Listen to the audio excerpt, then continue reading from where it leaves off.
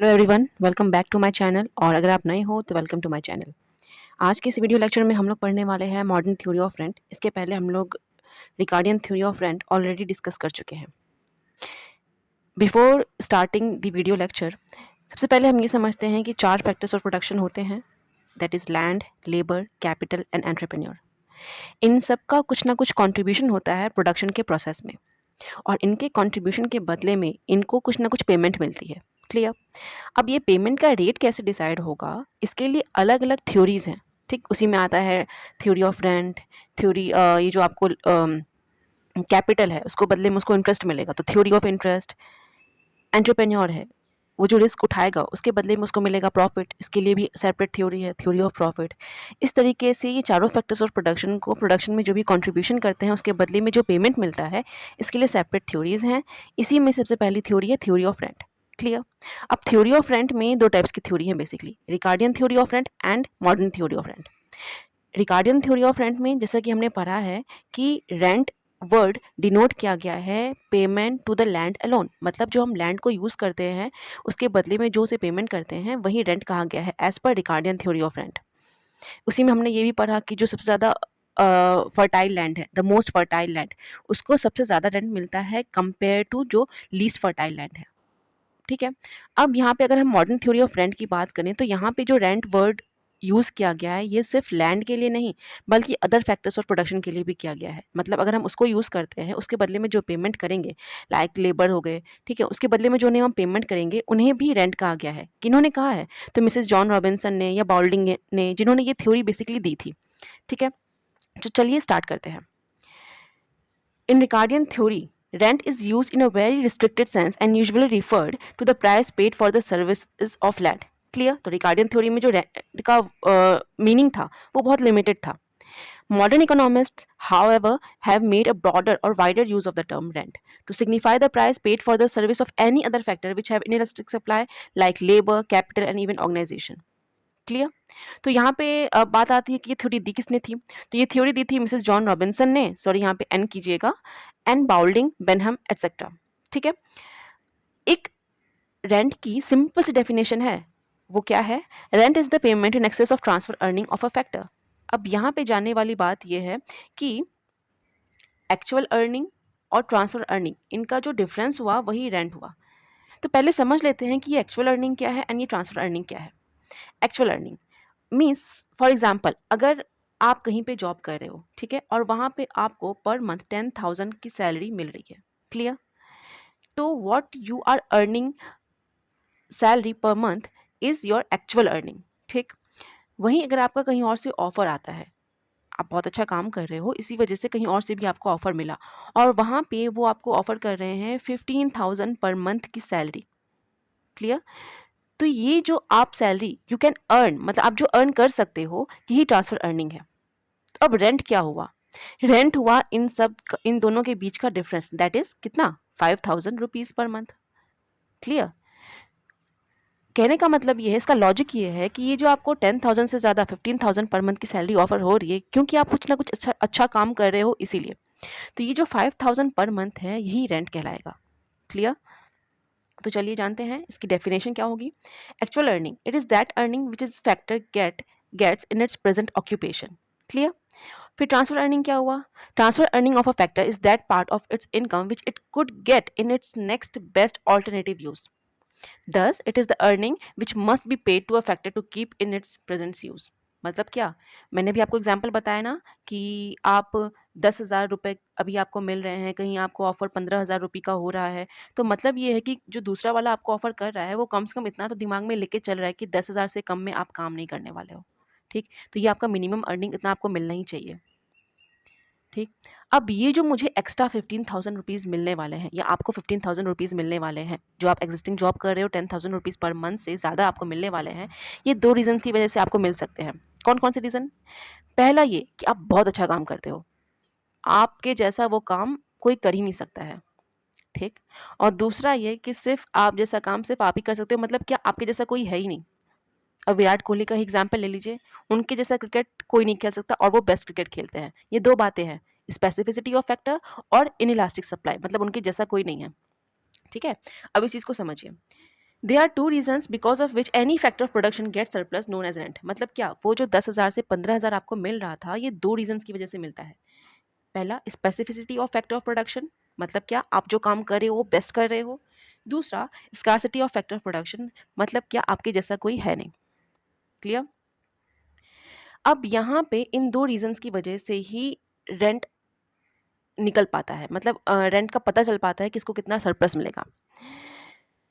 यहाँ पे एक चीज़ समझने की कोशिश कीजिए, ये जो specificity of factor of production है, मतलब क्या, आप अपना काम बेस्ट तरीके से कर सकते हो, ठीक है। जैसे विराट कोहली है, क्या विराट कोहली जैसा कोई और मिलेगा आपको? क्रिकेट तो बहुत लोग खेलते हैं, लेकिन उनके जैसा क्रिकेट कोई और खेलेगा? नहीं खेलेगा। मतलब क्या, उनके जैसा कोई नहीं है, वो अपने काम में इतना ज़्यादा बेस्ट है। तो ऐसे लोगों की जो सप्लाई होती है वो इनइलास्टिक होती है, मतलब ऐसे लोग नहीं मिलेंगे, इसीलिए आप ऐसे समझिए कि इनकी सप्लाई इनइलास्टिक है। और वहीं वैसे लोग जो हर तरीके का काम कर सकते हैं, कोई काम बेस्ट नहीं लेकिन हर तरीके का काम कर सकते हैं, ऐसे लोगों की जो सप्लाई होती है वो इनइलास्टिक नहीं हो सकती है, वो आपको बहुत सारे मिल जाएंगे। क्लियर? तो बस इसी लॉजिक पे आगे का एक्सप्लेनेशन है।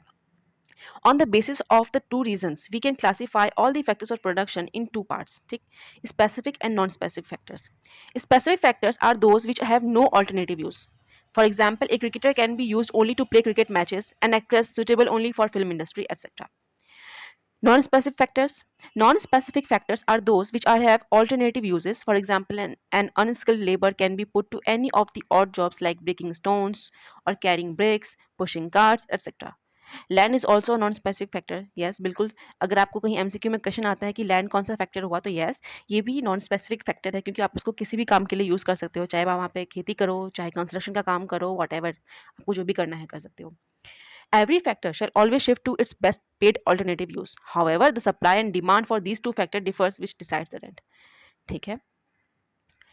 अब यहाँ पे जानते हैं कि फिर रेंट आया कैसे, मतलब रेंट हम कैसे कैलकुलेट कर सकते हैं। Rent arises on all these factors of production that are not perfectly elastic in supply. Rent आता है उन सारे फैक्टर्स ऑफ प्रोडक्शन पे जो कि परफेक्टली इलास्टिक इन सप्लाई नहीं होते हैं। इसका मतलब क्या हुआ? इसका मतलब ये हुआ, इलास्टिसिटी का मतलब क्या होता है? फ्लेक्सिबिलिटी। मतलब क्या, डिमांड बढ़ेगी तो सप्लाई भी बढ़ जाएगी, तो हम उसको बोलेंगे कि बहुत इलास्टिक है, ठीक है। वहीं अगर डिमांड बढ़ती है किसी चीज़ की लेकिन उसकी सप्लाई नहीं बढ़ पाती है, वो लिमिटेड है, तो हम बोलते हैं कि वो इनइलास्टिक है। वही चीज़, तो जब किसी चीज़ की डिमांड बढ़ती है लेकिन सप्लाई नहीं बढ़ पाती है, तो हम बोलेंगे कि ये इलास्टिक नहीं है। Is it clear? Three situations to understand how rent arises based on supply of factors. अब यहाँ पे हम ये जानेंगे, पहला तो दो रीज़न हुआ कि स्पेसिफिसिटी ऑफ फैक्टर होना चाहिए और स्कार्सिटी ऑफ फैक्टर होना चाहिए। फिर बात आती है कि उसी से हम समझ सकते हैं कि उनका सप्लाई कैसे होने वाला है। तो सप्लाई ऑफ फैक्टर भी बहुत इंपॉर्टेंट रोल प्ले करते हैं कि रेंट क्या होने वाला है। क्लियर? तो थ्री सिचुएशंस हैं कि कैसे रेंट आता है: perfectly elastic supply, perfectly inelastic supply और यूनिलास्टिक सप्लाई। वैसे तो हम लोग इसको डिस्कस करने ही वाले हैं डिटेल में, लेकिन यहाँ पे एक आपको मैं ओवरव्यू दे देती हूँ। परफेक्टली इलास्टिक सप्लाई, क्या लग रहा है नाम से? इलास्टिक सप्लाई मतलब जैसे जैसे डिमांड बढ़ेगी फ्लेक्सिबिलिटी बहुत ज़्यादा बढ़ेगी। क्लियर? आप इसमें लेबर को ले सकते हो, जैसे कि जो घर पर बनाने का काम करते हैं ना, तो वैसे तो आपको बहुत सारे मिल जाएंगे, तो डिमांड बढ़ेगी तो ये भी लेबर्स की भी सप्लाई बढ़ती जाएगी, क्योंकि ये कोई एक काम परफेक्ट वे में नहीं करते, सारा काम कर सकते हैं ये। तो ये परफेक्टली इलास्टिक सप्लाई की कैटेगरी में आए। ठीक। परफेक्टली इन इलास्टिक सप्लाई, इसमें कौन आया? इसमें वो लोग आए जो अपने में बेस्ट है, लाइक अमिताभ बच्चन। ठीक। इनकी सप्लाई लिमिटेड है, परफेक्टली इन इलास्टिक सप्लाई। अगर डिमांड बढ़ेगी, मतलब सपोज ऐसा मान लो कि बहुत सारी मूवीज़ में इन्हीं को लेना है क्योंकि इनकी वजह से मूवी हिट हो रही है। अब इस केस में अमिताभ बच्चन जैसा तो कोई है नहीं, तो ये इन इलास्टिक सप्लाई की केस कैटेगरी में आए। Clear? Unit elastic supply, unit elastic supply में वो लोग आए जो दोनों काम कर सकते हैं। ऐसा बहुत रेयर होता है, तो समझ लो इनका रेंट कितना ज़्यादा होगा। तो इसमें वो लोग आए जो दोनों काम कर सकते हैं। इसका एग्जाम्पल, फॉर एग्जाम्पल आप सीए बन जाते हो कल को, ठीक है। तो सीए बनने के साथ साथ आपका एक और शौक है कि आप बच्चों को पढ़ाओ। इन दैट केस अगर आप एकेडमिक्स ज्वाइन करते हो तो आप सीए फर्म भी चला सकते हो, बच्चों को भी पढ़ा सकते हो, तो इसमें आप दोनों काम कर सकते हो। क्लियर? तो यहाँ पे कैसे रेंट आएगा, हम इन तीनों केसेस के बारे में अभी पढ़ने वाले हैं। सबसे पहला केस है परफेक्टली इलास्टिक सप्लाई। ठीक। The supply of factor is perfectly elastic when at the existing rate supply of the factor can be increased up to any extent. Such a factor is not scary. The actual earning of this factor is equal to transfer earning. Thus, there is no difference between actual earning and transfer earning, so rent is zero as shown in the given figure. मतलब क्या है इसका? वही example लीजिए labour class का, जो मजदूर होते हैं, जो घर बनाने का काम करते हैं, पत्थर उठाते हैं, ईंटा उठाते हैं, इन सब का एग्जाम्पल लीजिए।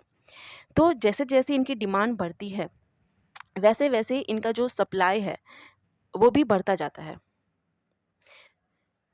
जितना ज़्यादा डिमांड उतनी ज़्यादा इनकी सप्लाई, मतलब इनके जैसे बहुत सारे लोग होते हैं, ये नहीं है कि इनमें कुछ यूनिक फीचर है, ऐसा नहीं, इनके जैसे बहुत सारे लोग हैं।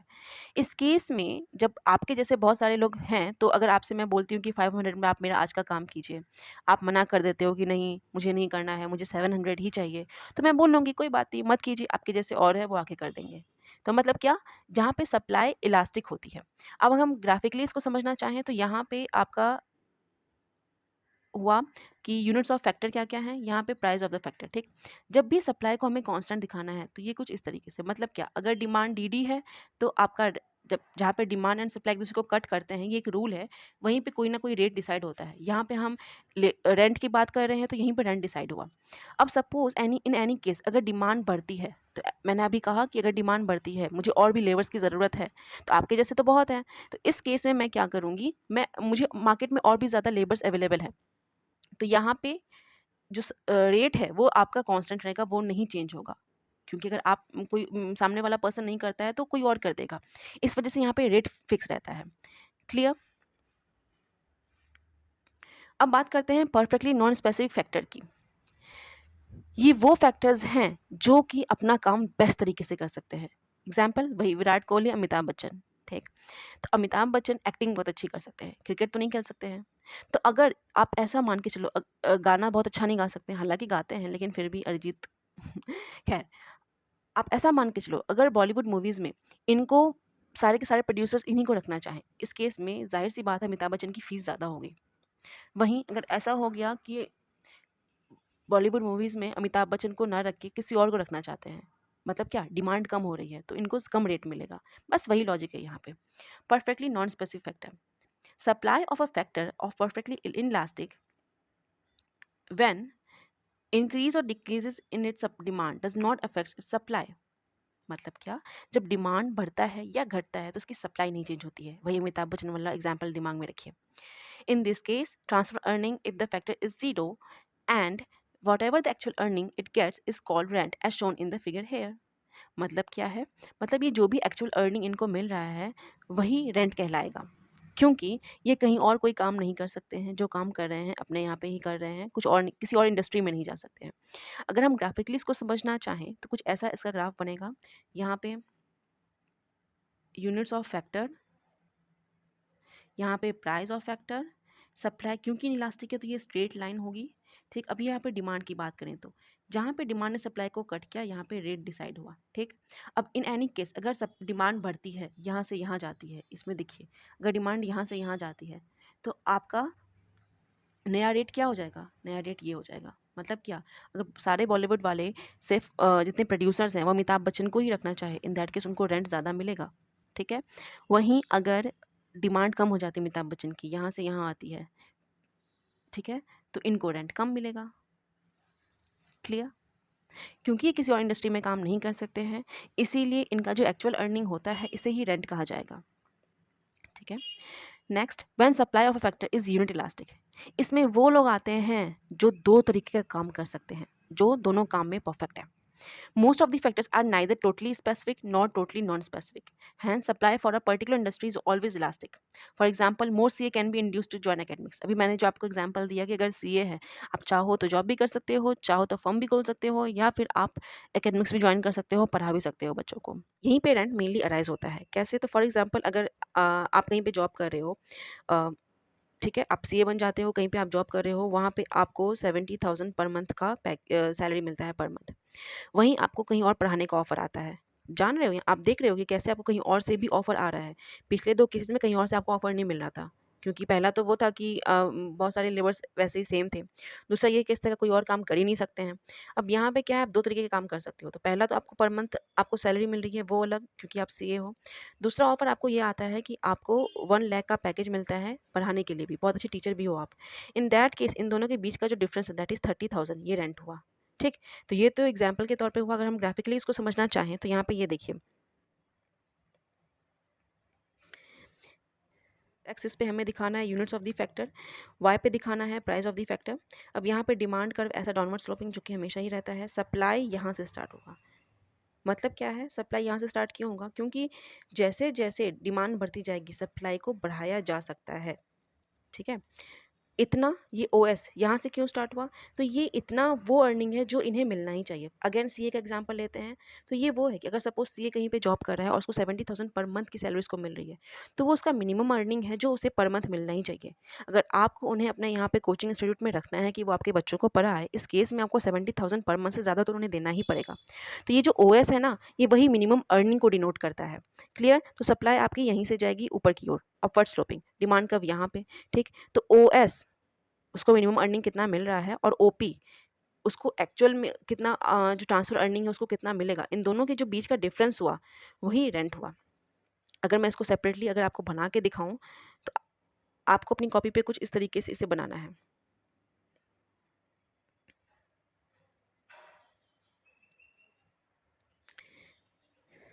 यहाँ पे अगेन वही यूनिट्स ऑफ फैक्टर आता है, ठीक।